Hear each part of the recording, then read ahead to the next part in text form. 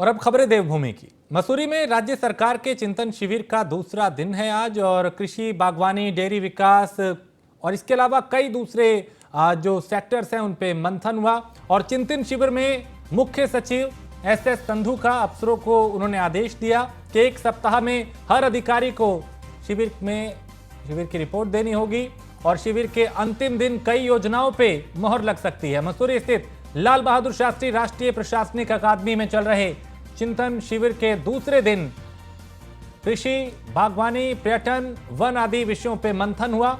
और इस दौरान मुख्य सचिव एस संधू ने सभी अधिकारियों से कहा कि 3 दिन तक चलने वाले इस मंथन शिविर की प्रत्येक दिन और इसकी रिपोर्ट जो है वो सौंपी जाए।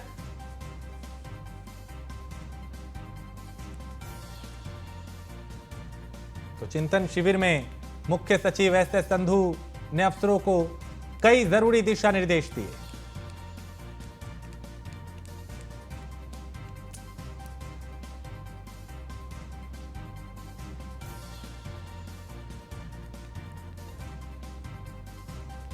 तो मसूरी में राज्य सरकार के चिंतन शिविर का आज दूसरा दिन था और इसमें कई मुद्दों को लेकर मंथन हुआ।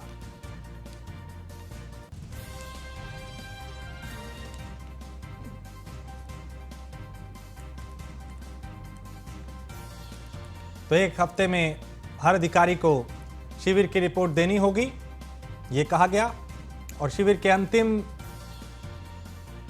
दिन कई और मुद्दे हैं जिन पे मंथन होगा, और शिविर के अंतिम दिन कई योजनाओं पे मोहर भी लग सकती है। तो मसूरी में राज्य सरकार के चिंतन शिविर का दूसरा दिन, जिसमें कृषि, बागवानी, डेयरी विकास और कई दूसरे सेक्टर्स पे मंथन हुआ। पर्यटन सेक्टर्स पे भी चिंतन शिविर में मंथन किया गया।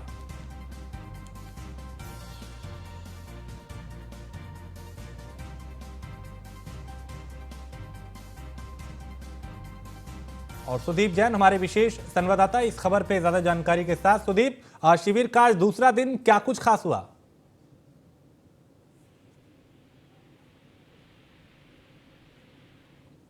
सुदीप, आप सुन पा रहे हैं?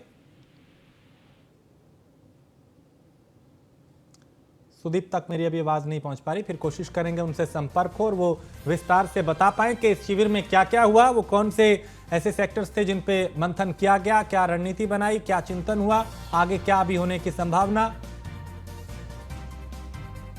तो 1 हफ्ते में हर अधिकारी को शिविर की रिपोर्ट देनी होगी, ये कहा गया। और शिविर के अंतिम दिन कई योजनाओं पे मोहर भी लग सकती है। तो मसूरी में राज्य सरकार के चिंतन शिविर का आज दूसरा दिन था और दूसरे दिन भी कई मुद्दों पे मंथन हुआ। कैसे कृषि को बेहतर किया जाए, डेयरी सेक्टर को कैसे और बेहतर किया जाए। सुदीप जैन हमारे विशेष संवाददाता देहरादून से। सुदीप, ये जो शिविर है आज दूसरा दिन था, क्या कुछ खास हुआ? जी देखिए, आज के दूसरे दिन कृषि, वानिकी और पलायन को लेकर चर्चा थी। अफसरों ने अपनी अपनी राय रखी और पूर्व में जो समय समय पर सरकार के निर्णय हुए उनका क्या प्रभाव असर हुआ, इस पर चर्चा हुई। आज ही मुख्य सचिव ने ये भी निर्देश दिए अफसरों को कि मसूरी चिंतन शिविर में जो भी निर्णय हुए हैं उस पर 1 हफ्ते में रिपोर्ट भी संबंधित अधिकारी को, प्रत्येक अधिकारी को भेजनी होगी। यानी कोशिश ये है सरकार की कि जो ये चिंतन शिविर हो रहा है इसका परिणाम भी आए। कोई 3 दिनों का आयोजन सोच कर ही न रह जाए कि 3 दिन का आयोजन था, जो चर्चा हुई वहीं तक बात खत्म हो जाए। तो आज का दिन महत्वपूर्ण था और कल सारे मंत्री 15-15 मिनट अपने विभागों के बारे में डिस्कशन करेंगे और प्रेजेंटेशन देंगे कि 2025 के लिए क्या तैयारी की गई है। ऐसे में कल चूंकि आखिरी दिन होगा, तीसरे दिन कुछ योजनाओं पे भी मोहर लग सकती है। जी देखिए, ये चिंतन और मंथन है मौजूदा चल रही योजनाओं पर। नई योजनाएं कैसी बने, क्या बने, इस पर चर्चा है। आम लोगों को लाभ कैसे मिले, इस पर चर्चा है। पर सीधे तौर पर कल कोई बड़ी योजना का ऐलान हो सकता है, इस बात की उम्मीद अभी तक कम है, क्योंकि ये मंथन का विषय है कि आखिर पूर्व में लिए गए निर्णयों को और कैसे बेहतर किया जाए और क्या नई स्कीम लाई जाए। बहुत शुक्रिया सुदीप जानकारी के लिए। तो कृषि, बागवानी, डेयरी विकास और कई दूसरे मुद्दों पे यहाँ पे मंथन किया जा रहा है, चिंतन किया जा रहा है। और उत्तराखंड सरकार जहां मसूरी में 3 दिन का बड़ा चिंतन शिविर कर रही है और राज्य के विकास के लिए रोड मैप तैयार कर रही है, वहीं कांग्रेस ने इस शिविर पे सवाल उठाए हैं। प्रदेश अध्यक्ष करण माहरा का कहना है कि चिंतन शिविर में जिस प्रकार से मुख्य सचिव ने अफसरों के द्वारा काम न करने और काम को टालने के लिए बहानों का विषय उठाया और मुख्यमंत्री ने भी गंभीर चिंता व्यक्त की है। कांग्रेस अध्यक्ष करण माहरा का कहना है कि ये सारी बातचीत कांग्रेस के आरोप की पुष्टि करती है कि राज्य में कामकाज नहीं हो रहा और अफसरशाही हावी है। मंत्रियों और मुख्यमंत्रियों के बीच तालमेल की कमी है।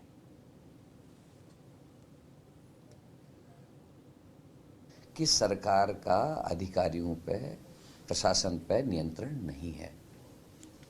नहीं तो मुख्यमंत्री को गड्ढा मुक्त की बात करनी पड़ी, मुख्यमंत्री को शिक्षा विभाग की समीक्षा करनी पड़ी। जो शिक्षा विभाग 2007 में दूसरे नंबर पे था, केरल के बाद सबसे ज़्यादा पढ़ा लिखा राज्य उत्तराखंड होता था, आज हम 33वें नंबर पे चले गए। तो मुख्यमंत्री को समीक्षा बैठक करनी पड़ी, गड्ढे ना हो करने के मुख्यमंत्री को कहना पड़ा। मुख्यमंत्री आपदा के टाइम पे रिक्वेस्ट करते हैं बरसात के सीजन में कि हर अधिकारी अपने कार्य क्षेत्र में उपस्थित रहेगा, अपना क्षेत्र नहीं छोड़ेगा, बिना पूछे छुट्टी नहीं लेगा। और एक मंत्री जो है उनको बरेली आने का आदेश पारित। और उत्तराखंड पुलिस को मॉडर्न बनाने की कवायद चल रही है, लेकिन इस बीच केंद्र सरकार द्वारा पुलिस मॉडर्नाइजेशन स्कीम के तहत उत्तराखंड को दी जाने वाली बजट में कटौती की जा रही है, जिस वजह से उत्तराखंड में मॉडर्न पुलिसिंग के सपने को बड़ा झटका लगा है। ये रिपोर्ट देखिए।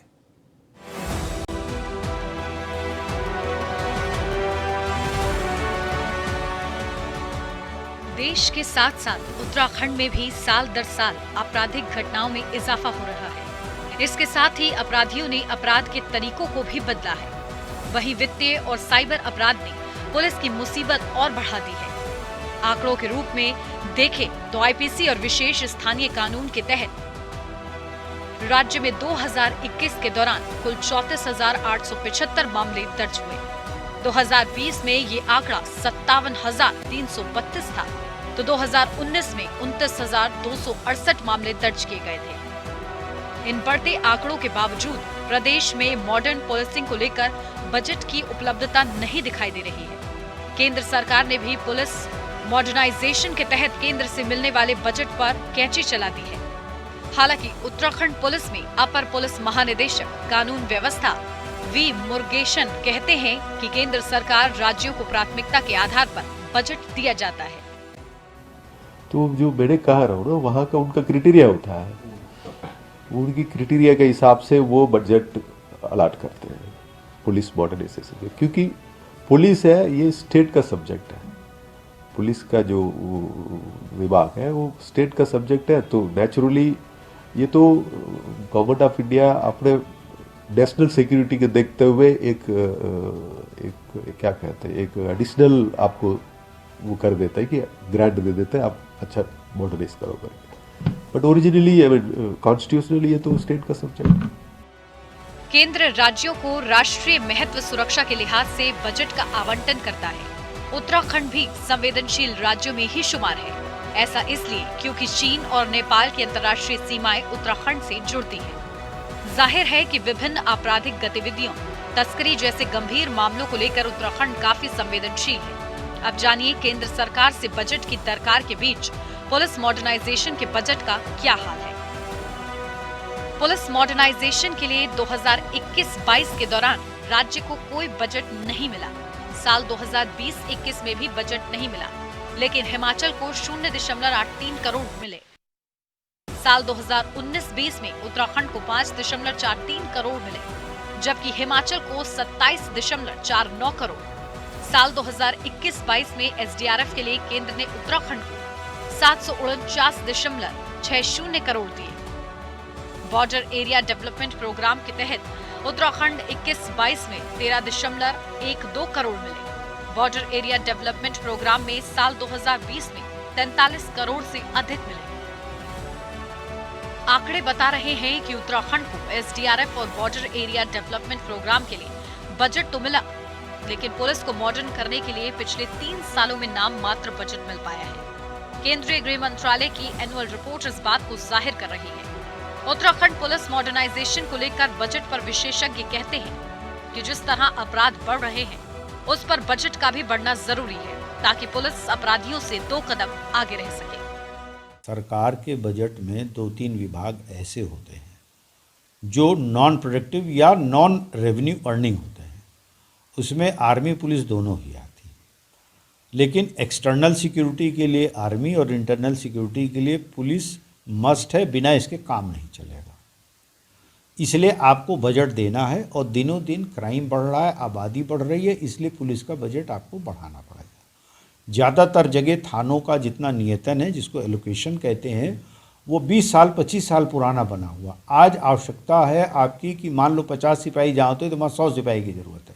उत्तराखंड राज्य पर जीएसटी रिम्बर्समेंट से मिलने वाले 5,000 करोड़ रुपए पर पहले ही कैंची चल चुकी थी और अब पुलिस आधुनिकीकरण के बजट पर भी झटका लगा है।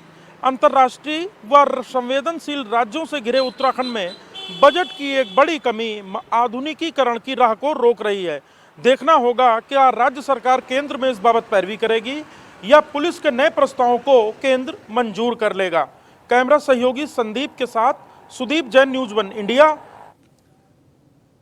और कानपुर विधायक उमेश शर्मा और पूर्व सीएम त्रिवेंद्र सिंह रावत के बीच एसएलपी विवाद में नया मोड़ आ गया है। सोशल मीडिया पे चल रही अफवाहों को विधायक उमेश शर्मा ने फर्जी करार दिया और विधायक का विपक्ष के साथ किसी भी सुलह और समझौते से साफ इनकार है। समझौते की अफवाह फैला के साख बचाने में जुटे हैं पूर्व सीएम। और कानपुर विधायक ने कई बातों का यहां पे जिक्र किया कि विपक्ष को हाईकोर्ट से झटके के बाद मात्र अफवाहों का सहारा है, यह भी उमेश कुमार ने कहा।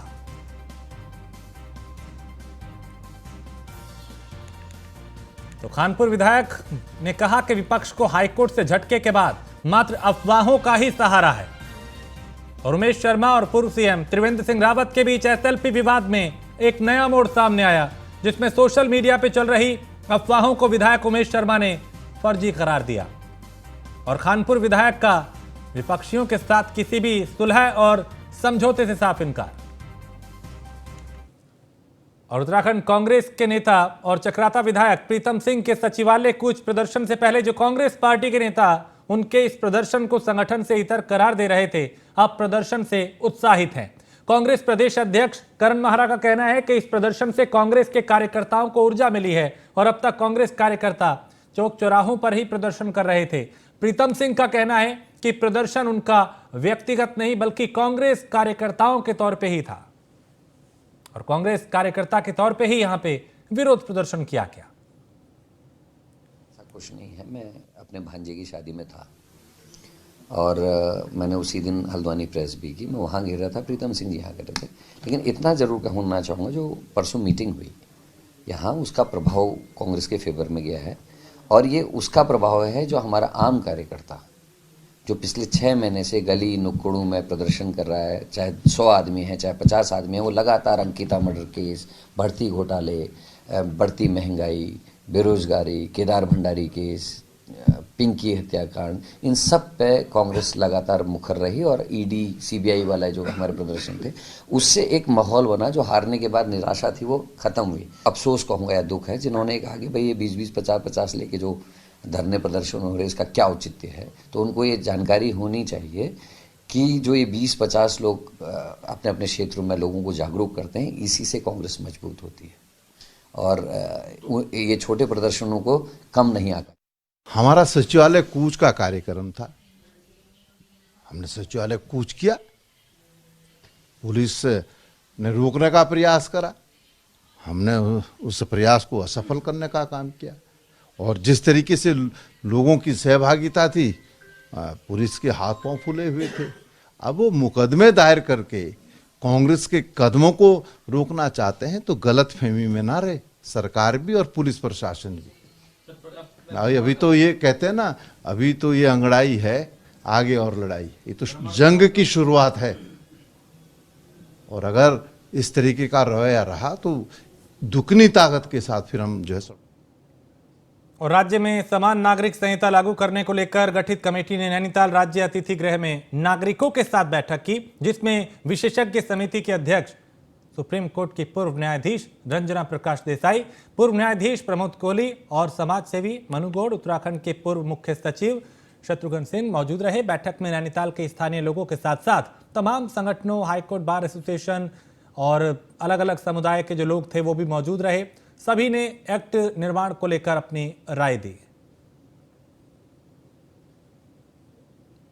बहुत लोग आए थे, बड़े अच्छे सुझाव दिए हैं, हम लोगों ने सब नोट किए हैं। अभी मैंने कहा हम दिल्ली जाके फिर से कॉन्फ्रेंस करेंगे, हर सुझाव पर विचार होगा और फिर ये ड्राफ्ट में अगर किया है, जो भी किया है थोड़ा और बढ़ाएंगे और बहुत अच्छा एक ड्राफ्ट बनाएंगे। हमको उम्मीद है आप सब खुश रहेंगे हमारे ड्राफ्ट से। कुछ इम्पोर्टेंट बातें जो सामने आई हैं, हाँ, एडॉप्शन और लिव इन रिलेशनशिप, LGBT, ये सब नए मुद्दे हैं वो जो लोगों ने दिए हैं, उस पर काफ़ी विचार होना चाहिए कि लिव इन रिलेशनशिप भी बढ़ रही है, वो उनको प्रोटेक्ट करने के लिए क्या कर सकते हैं हम लोग, ये सुझाव आए उस पर हम बहुत विचार करेंगे। बहुत लोग आए थे, बड़े अच्छे सुझाव दिए हैं।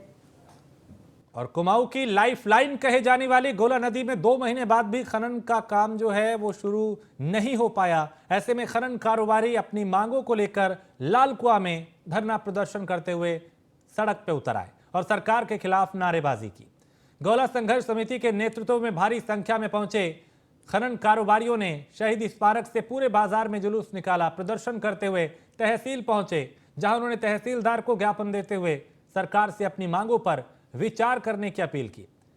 समिति के लोगों का कहना है कि प्रदेश में खनन नीति में बदलाव होना चाहिए। उत्तराखंड में गोला नदी की खनन रॉयल्टी अलग है, जबकि प्रदेश के अन्य हिस्सों में खनन की रॉयल्टी अलग रेट है। तो इसके अलावा गोला नदी में खनन कार्य को लेकर यहां पे गुस्सा भी लोगों में देखा गया, प्रदर्शन किया गया। राज्य सरकार के खिलाफ विरोध प्रदर्शन यहां पे किया गया। तो गोला संघर्ष समिति ने के लोगों ने, सदस्यों ने यहां पे विरोध प्रदर्शन किया।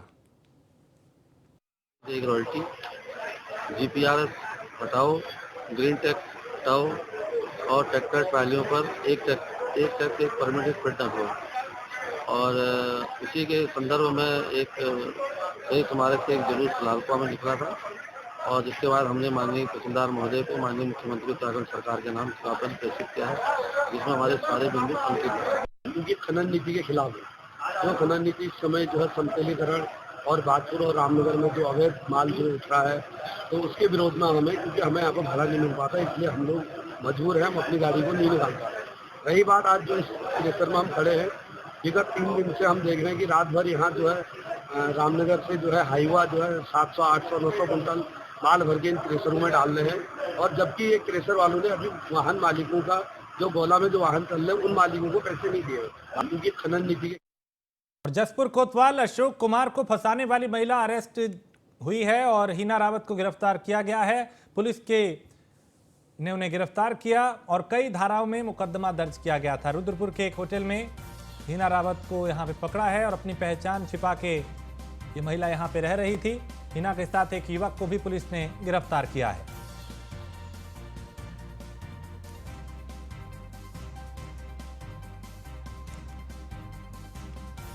तो हिना के साथ एक युवक को भी पुलिस ने गिरफ्तार किया और यहां पे अपनी पहचान छिपा के ये रह रही थी।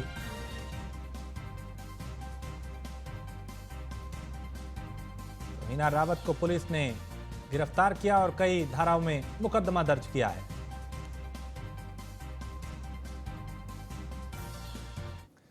सितारगंज में अवैध निर्माण पे प्रशासन की मौजूदगी में जेसीबी चलाई गई और पुलिस प्रशासन की मौजूदगी में सितारगंज में मीना बाजार रोड पे सभी अतिक्रमण को ध्वस्त किया गया। इस दौरान भारी संख्या में पुलिस बल तैनात रहा।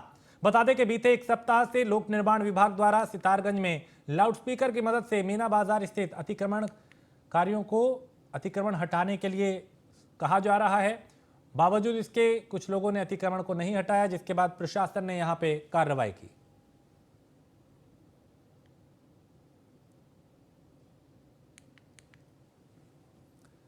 और इसी के साथ इस बुलेटिन में फिलहाल इतना ही। देश प्रदेश की बाकी खबरों के लिए आप देखते रहिए न्यूज़ 1 इंडिया।